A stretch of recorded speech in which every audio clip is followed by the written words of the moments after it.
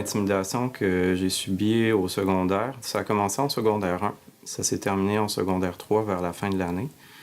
La forme que ça prenait, en gros, c'était surtout une personne. Donc, cette personne-là avait décidé que j'étais gay et que c'était drôle de simuler qu'on avait eu des relations sexuelles ensemble, comme si j'étais son partenaire sexuel, que ça avait été débridé comme relation, puis de s'en moquer parce que c'était évidemment pas vrai. Sauf que ça se manifestait par des commentaires super inappropriés au quotidien, parfois par 1 ou 2 appels téléphoniques à la maison. Donc là, moi, je savais pas trop qui m'appelait.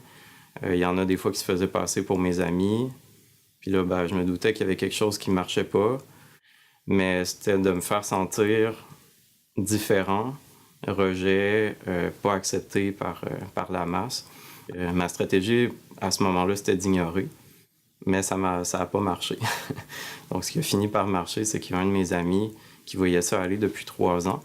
Puis cet ami-là a décidé de prendre ma défense sans me le dire. Donc, il a accepté de ne plus être un témoin puis d'intervenir pour que ça cesse. Quand on a adopté nos enfants, eux aussi racisés, ça a comme créé une différence qui devenait soudainement beaucoup trop imposante pour certains groupes. C'est comme si on sortait trop du lot, on attirait trop l'attention. Puis je sentais que ça dérangeait certains couples parce que là, soudainement, on passait plus inaperçu, on pouvait plus passer comme des familles comme typiques. Parce que là, soudainement, notre famille révélait l'ensemble de toutes les nuances puis de toute la diversité que pouvait représenter notre réalité familiale. Je ne vais pas faire de la natation, je ne vais pas à la plage nécessairement parce que si je porte un binder, qui est un truc qui supporte, qui en fait vient plutôt cacher les formes, c'est mal vu, là. C'est sûr que tout le monde va me regarder assez particulièrement. Puis sinon... Au niveau des vestiaires, des fois, ça peut être particulier, vu que tout est séparé, souvent genre garçon-fille. C'est rare qu'on voit dans un vestiaire de garçon les gens se couvrir avec une serviette jusqu'ici. Fait que juste là, même si t'es couvert, t'es pas couvert de la même manière, tu te fais regarder. Puis des fois, la sécurité, je suis pas sûre. T'sais, si on est juste 2 dans le vestiaire, puis que ça serait une personne horrible qui décide qui va aller me casser la gueule, il n'y a pas de caméra. Puis je suis bien content qu'il n'y ait pas de caméra dans les vestiaires, mais... Niveau sécurité, je suis pas sûre, tu sais.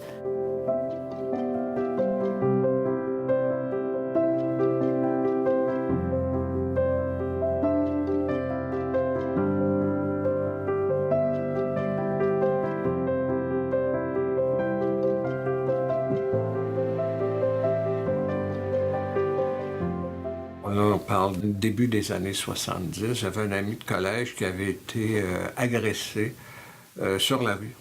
Parce qu'il se promenait main dans la main avec son conjoint, enfin son chum de l'époque, et les deux se sont fait battre par des voyous, mais il s'est produit quelque chose de semblable il y a 1 an ou 2, là, un couple d'hommes qui s'étaient embrassés puis qui avaient été tabassés. Bon, la même chose s'était produit par rapport à un de mes amis qui s'appelle Jean-Guy dans les années 70.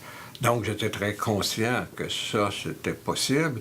Mais moi, l'attitude que j'ai toujours eue, c'est que si on veut que les choses évoluent, il ne faut pas se cacher. Le mot homosexuel, pour moi, ça n'existait pas. Hein? C'est seulement à 52 ans, quand quelqu'un m'a dit, « Denis, toi, là, t'es tellement fin, tu dois être gay. » Là, je me suis mis à m'interroger. Je me suis dit, il faut que j'aille voir ça, il faut que j'aille creuser ça. Et puis, ce que j'ai fait. Et puis, évidemment, ma conclusion n'a pas été bien longue à arriver. Alors, j'ai décidé de vivre ma vie de gay. Et moi, la façon dont je vois ce mariage-là, enfin le nôtre, c'est plus l'idée, justement, d'une fête, mais aussi d'une affirmation de notre lien, d'une affirmation pas uniquement légale, mais publique, je dirais, de ce lien-là. Les femmes trans racisées sont les personnes les plus visées, je dirais, à l'intérieur de nos communautés. Juste d'écouter, genre, comme leurs expériences, j'aurais jamais cru que ça pourrait être aussi pire mais je les crois et j'aimerais essayer de comme bâtir un nouveau monde pour ces personnes-là. Et je pense vraiment que ça élèverait tout le monde lorsqu'on cherche les personnes les plus marginalisées dans notre société. Comme disait, je ne me trompe pas, Angela Davis, tout le monde va bénéficier. Voilà.